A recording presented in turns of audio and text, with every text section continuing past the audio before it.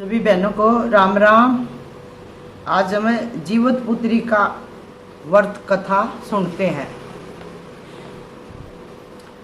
बहुत समय पहले की बात है, नैमिषारण्य पर्वत पर सशस्त्रों ऋषि मुनि बैठकर धर्म चर्चा कर रहे थे। ऋषियों और मुनियों के साथ ही अनेक देवता भी उस सभा में उपस्थित थे।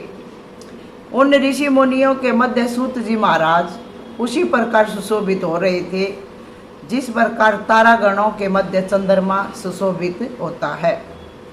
इस धर्म चर्चा के बीच ही महर्षियों ने संसार के कल्याण हेतु हाथ जोड़कर सूत जी से कहा, महाराज, कलयुग में व्यक्तियों की आयु और श्रद्धा दोनों ही काफ़ी कम हो जाएंगी।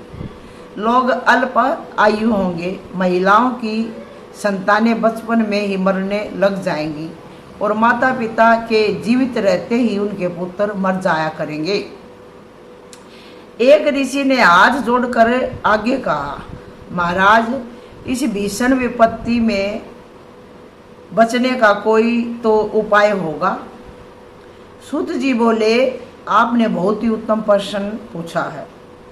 कली काल में जब व्यक्तियों की आयु कम होगी और श्रद्धा भक्ति उससे भी कम होगी, तब कली काल में माता पिता के सामने उनके छोटे छोटे बालकों और जवान पुत्रों का मरना एक सामान्य बात हो जाएगी।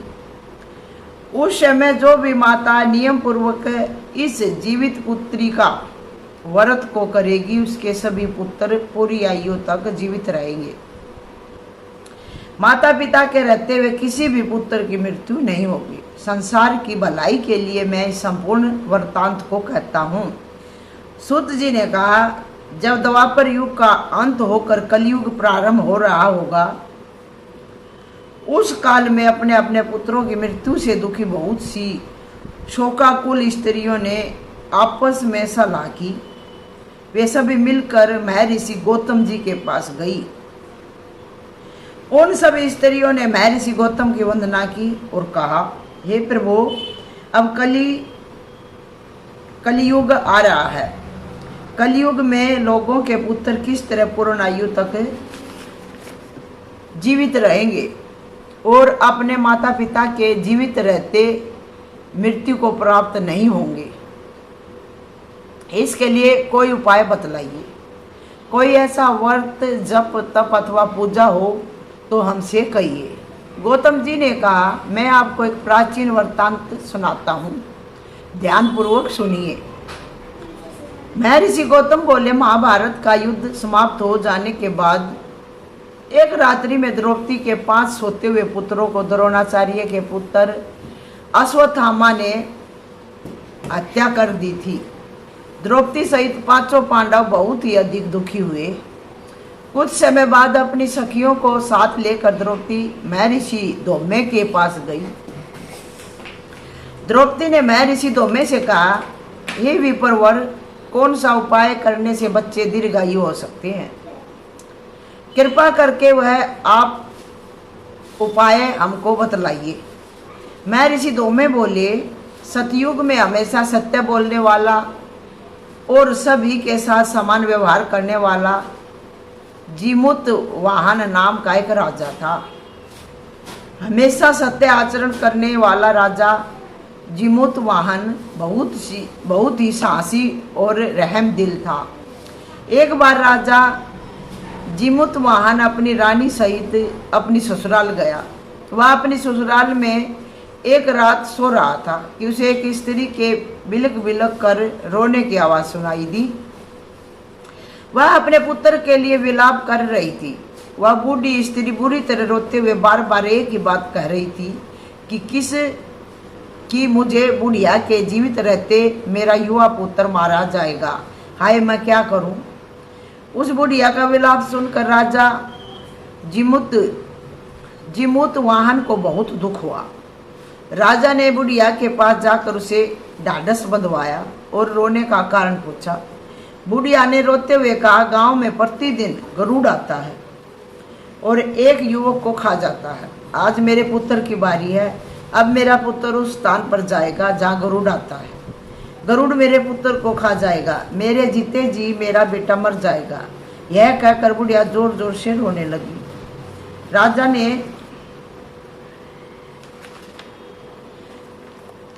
राजा जीमुतवाहन ने कहा, माता तुम रो मत, आज मैं तुम्हारे पुत्र के स्थान पर वहां चला जाता हूं। इस प्रकार गरुड़ मुझे खा जाएगा और तुम्हारा पुत्र बच जाएगा। इतना कहकर राजा उस स्थान पर जाकर लेट गया जहां गरुड़ प्रत्येक रात्रि को आता था। गरुड़ आया और चोंच से नोच नोच कर राजा का मांस खाने लगा। जब गरुड़ राजा का संपूर्ण बायां अंग खा चुका, तब राजा ने करवट बदल कर अपना दाहिना अंग गरुड़ के सम्मुख कर दिया। गरुड़ को बड़ा आश्चर्य हुआ। गरुड़ के मांस खाते समय राजा जीमुतवाहन ने न तो रोया चिल्लाया था और न ही उसने बचने की कोई चेष्टा की थी। आधा शरीर खाया जाने के बाद भी राजा अभी तक जिंदा था। गरुड़ जी को बड़ा आश्चर्य हुआ। गरुड़ जी सोचने लगे कि यह आदमी कोई साधारण इंसान नहीं, या तो देवता है या फिर कोई महान ऋषि होना चाहिए। गरुड़ जी ने राजा से कहा, तुम मनुष्य तो नहीं जान पड़ते, क्या कोई देवता हो? तुम कौन हो? अपना नाम, कुल और निवास स्थान आदि बतलाओ। पीड़ा से व्याकुल राजा जीमुतवाहन ने कहा, पक्षीराज, आपके ये प्रश्न व्यर्थ हैं। आप अपनी इच्छा अनुसार मेरा मांस खाइए और अपनी भूख मिटाइए। यह सुनकर गरुड़ जी को और भी अधिक आश्चर्य हुआ। गरुड़ जी ने अपने चमत्कार से राजा के शरीर को पूरा कर दिया। अब राजा जीमुतवाहन पहले से भी अधिक स्वस्थ और सुंदर युवक बन गया था। अब गरुड़ जी ने आदरपूर्वक राजा से उसका परिचय एक बार फिर पूछा। राजा जीमुतवाहन बोला, हे गरुड़ देव, मेरा नाम जीमुतवाहन है। मेरे पिताजी का नाम महाराजा शालिवाहन और माता का नाम महारानी शिव्या है। हम सूर्यवंशी क्षत्रिय हैं। यह सुनकर गरुड़ जी ने कहा, हे राजन, मैं तुम्हारी दयालुता और त्याग की भावना देखकर बहुत प्रसन्न हूँ। तुम मुझसे कोई भी मनचाहा वरदान मांग लो। राजा ने कहा, हे पक्षीराज, यदि आप मुझे वरदान देना चाहते हैं तो यह वरदान दीजिए कि आपने अभी तक जितने भी व्यक्तियों को खाया है वे सभी जीवित हो जाएं। अब आगे से आप यहाँ के युवकों को न खाएं और यहाँ उत्पन्न होने वाली सभी बालक लंबी आयु को प्राप्त करें। गरुड़ जी ने तथास्तु कहा और उड़कर नागलोक चले गए। नागलोक से अमृत लाकर उन्होंने खाए हुए व्यक्तियों की हड्डियों के ढेर पर डाल दिया। वे सभी व्यक्ति जिंदा हो गए। राजा जीमुतवाहन अभी भी वहीं खड़े थे। गरुड़ देव जी ने राजा से कहा, मैं आज संसार के कल्याण हेतु एक और वरदान आपको दे रहा हूँ। आज आश्विन मास के कृष्ण पक्ष की अष्टमी है। यह अष्टमी सप्तमी रहित और अत्यंत शुभ है। आज तुमने यहाँ की प्रजा को जीवन दान दिया है और मेरे द्वारा खाए गए हजारों युवकों को पुनर्जीवित करवाया है। आज से यह तिथि अत्यंत पवित्र और ब्रह्म भाव से युक्त हो गई है। मैं यह अमृत तीनों लोकों द्वारा पूजित भगवती दुर्गा जी से लाया हूँ। मैं यह अमृत तीनों लोकों द्वारा पूजित भगवती दुर्गा जी से लाया हूँ। भगवती दुर्गा जी के द्वारा दिए गए अमृत द्वारा ही इन सभी व्यक्तियों को जीवन दान मिला है। यही कारण है कि मातेश्वरी दुर्गा जी का एक नाम जीवित पुत्री का भी है। गरुड़ जी ने आगे कहा, राजन, आज के बाद इस तिथि को जो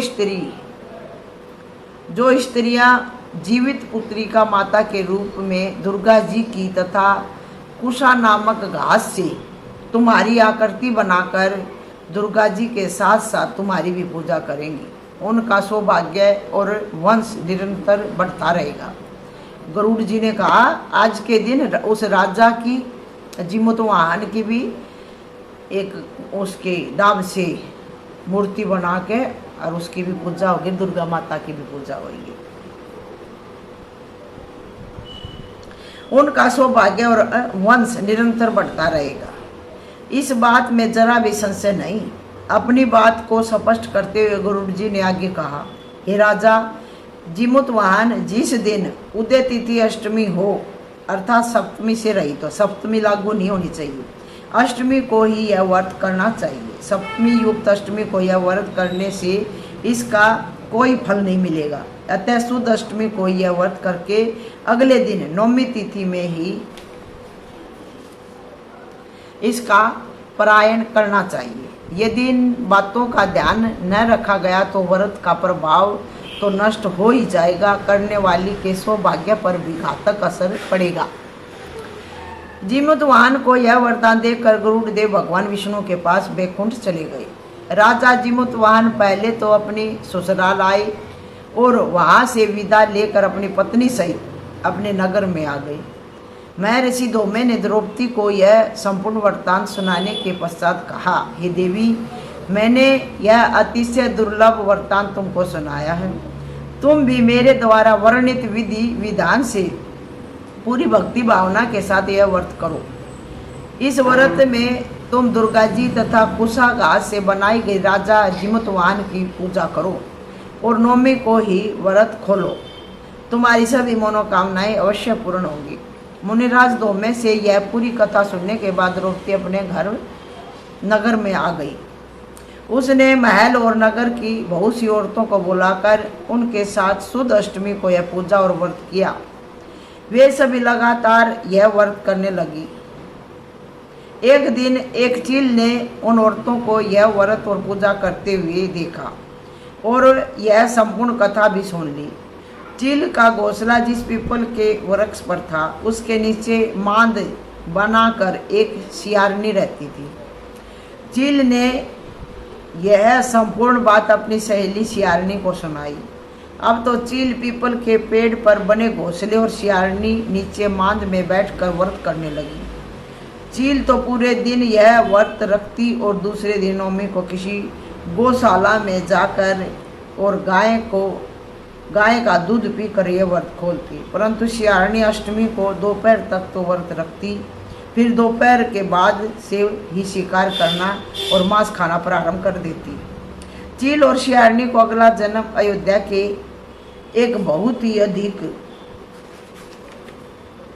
धनी परिवार में हुआ। सियारनी का जन्म उस धनी व्यापारी की बड़ी कन्या के रूप में हुआ और चील का जन्म उसकी छोटी बहन के रूप में हुआ। बड़ी लड़की की शादी काशी के राजकुमार के साथ और छोटी बहन की शादी काशी राज के मंत्री के पुत्र के साथ हुई। धीरे धीरे समय बीतता गया। राजकुमार काशी का राजा बन गया और मंत्री का पुत्र उस राजा का मंत्री बन गया। बड़ी लड़की जो पूर्व जन्म में सियारनी थी, उसने पूर्व जन्म में तो अधूरे व्रत किए ही थे, इस जन्म में भी व्रत नहीं करती थी। उसके कई संतानें हुई लेकिन सभी जन्म के कुछ समय बाद मर जाती थी। छोटी लड़की जिसकी शादी मंत्री के पुत्र के साथ हुई थी, उसने 8 पुत्रों को जन्म दिया। उसके 8 पुत्र जीवित रहे। वे 8 पुत्र अत्यंत सुंदर, बलिष्ठ और 8 वसुओं के समान ही तेजस्वी थे। यह लड़की अब भी लगातार जीवित पुत्रिका का व्रत करती थी। व्रत के प्रभाव से उसे अपने पूर्व जन्मों का संपूर्ण वृत्तांत याद था। रानी अपनी बहन के 8 पुत्रों को जीवित देखकर रात दिन जलती रहती थी। एक दिन उसने राजा से कहा, तुम मेरी बहन के पुत्रों को भी वहीं भेज दो जहाँ मेरे पुत्र गए हैं। रानी इस बात पर अड़ गई कि राजा उसकी बहन के 8 बेटों को मरवा दे। राजा ने पहले तो रानी को बहुत समझाया कि ऐसा करना अच्छी बात नहीं है, इससे तो उसे और रानी को बहुत पाप लगेगा। इससे तो उसे और रानी दोनों को बहुत पाप लगेगा। परंतु रानी अपनी जिद पर अड़ी रही। इसके बाद राजा ने कई बार कोशिश की परंतु उसके एक भी पुत्र का बाल बाका नहीं हुआ। जीवित पुत्री का व्रत करने के कारण छोटी बहन के 8 ही पुत्र हर बार बच जाते। माता दुर्गा हर प्रकार से उसके पुत्रों की रक्षा करती रहती थी। छोटी बहन को पिछले जन्म की पूरी बातें याद थी। वह जानती थी कि रानी के कहने पर ही राजा उसके पुत्रों को मारने की बार बार कोशिश करता है। उसे रानी पर बड़ी दया आई। एक दिन उसने अपनी बड़ी बहन के पास जाकर उसे पिछले जन्म की पूरी कथा सुनाई और उसे जीवित पुत्री का व्रत करने को कहा। रानी अपनी बहन की बात मानकर यह व्रत करने लगी। इस व्रत के प्रभाव से उस रानी के कई पुत्र उत्पन्न हुए और सभी जीवित रहे। उन सभी पुत्रों ने दीर्घायु प्राप्त की और सभी बड़े बड़े राजा हुए। यह पूरी कथा सुनने के बाद सूत जी बोले, मैंने सब प्रकार के आनंद देने वाला यह व्रत तुमको बतलाया है। जो स्त्री चाहती है कि उसकी संतानें लंबे समय तक जीवित रहे, वे सभी इस व्रत को अवश्य करें।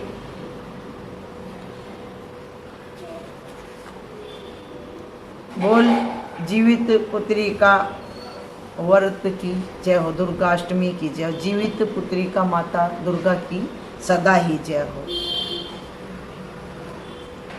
श्री कृष्ण गोविंद हरे मुरारी, हे नाथ नारायण वासुदेवा। श्री कृष्ण गोविंद हरे मुरारी, हे नाथ नारायण वासुदेवा।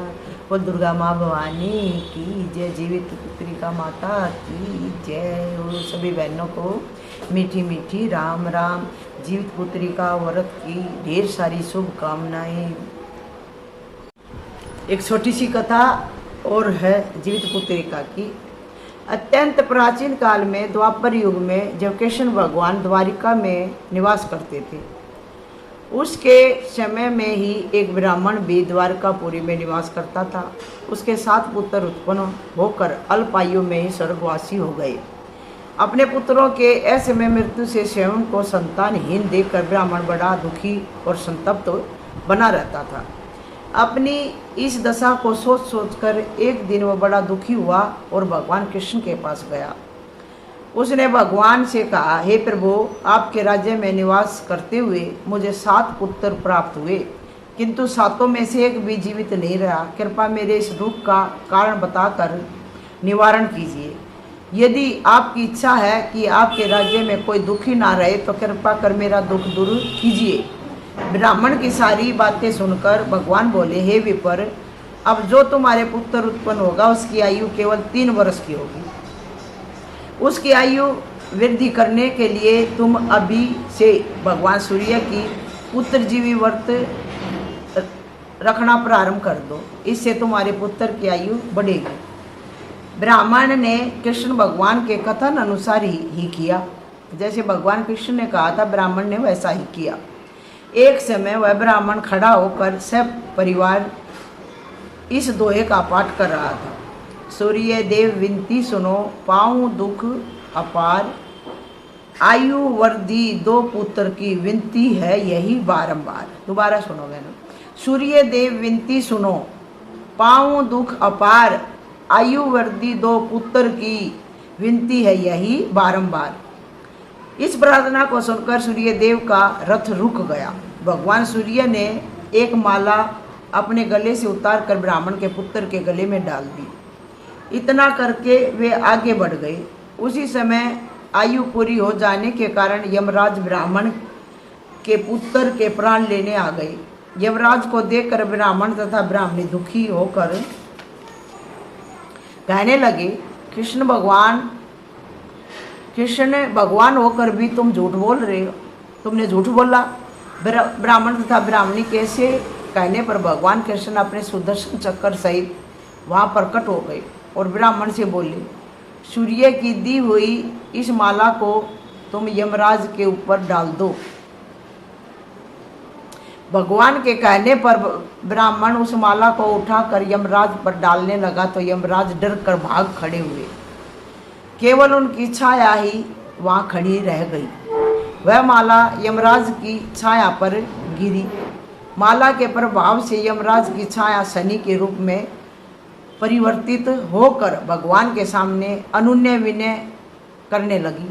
इस पर भगवान ने उस छाया से कहा, तुम पीपल के वृक्ष पर जाकर निवास करो। इस प्रकार कृष्ण की कृपा से ब्राह्मण के पुत्र को दीर्घायु प्राप्त हुई। हे भगवान, जिस प्रकार आपने ब्राह्मण पुत्र को दीर्घायु प्रदान की, वैसे ही सबके पुत्रों को दीर्घायु प्रदान करना, सबकी मनोकामना पूरी करना। बोल श्री कृष्ण भगवान की जय। आगे जगदम्बे माँ की आरती है। बोल भगवती जीवित पुत्री का जगदम्बे माँ भवानी की जय हो।